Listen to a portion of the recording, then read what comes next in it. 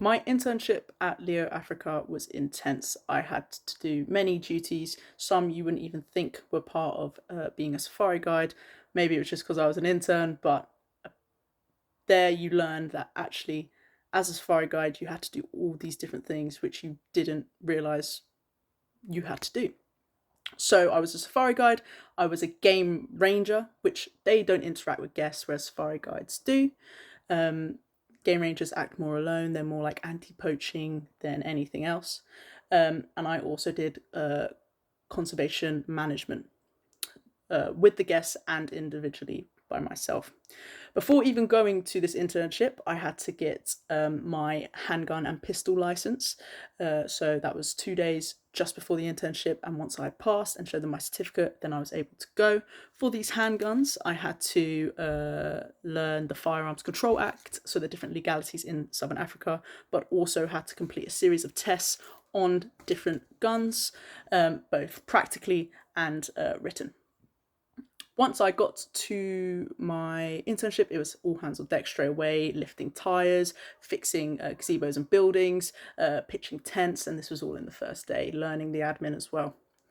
So my role there as a safari guide was to take the volunteers, so they were the guests, but they were also paying to be more hands on in the bush. So if a tree fell down, my job was to take them there and help clear the roads. For example, if elephants had moved through a really busy road area, which the main lodge and the high paying guests would use, we would have to go and clear the trees from the road and log it each time on an app, which showed the lodge and the owners of the game reserve what Leo Africa was actually doing and that we were contributing towards the maintenance of the land.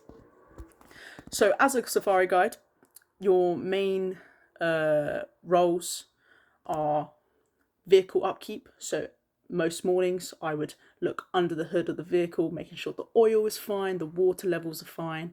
I would also have to test the oil. Then I'd put the hood down and I'd have to test all the tyres, making sure they're at the right level. If not, I'd have to go and pump them up.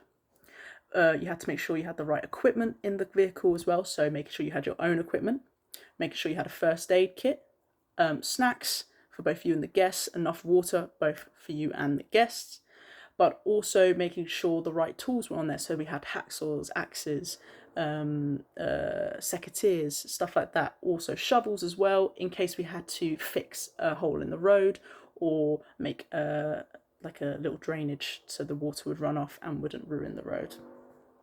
You also had to make sure your phone was completely charged, as that was GPS. So the managers could track where you were going, so they know where you are, so you are safe, and they know where you are in case there are animals around that could potentially be dangerous. So if you are on foot doing work, they can radio you so that you are safe and you know to get back onto either your bike or the vehicle and get moving out of that area.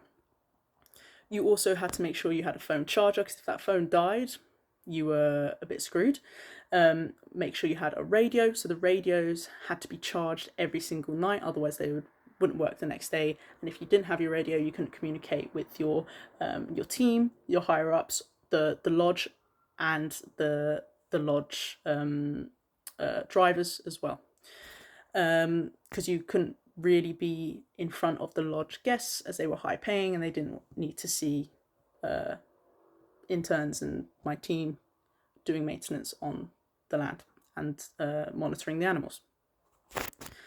Another big thing was making sure you wore the right thing. So that was a shirt and trousers, or shorts, making sure it's nice and clean and smart, ironed as well. Make sure you had a hat, enough sun cream, and making sure your glasses were not too dusty to the point where you couldn't see. Also, you would have to have a thin snood like material to block the dust from going into your face and lungs. You'd also have to take hand sanitizer as you could be touching carcasses or feces to make sure the animals are okay and healthy. You also had to make sure that the fuel levels of the vehicles you were driving were full. If not, you would have to go and get the fuel yourself. and that isn't like in the UK where it's a pump system, it would be from a barrel. But yeah, these are some of the duties I had to do.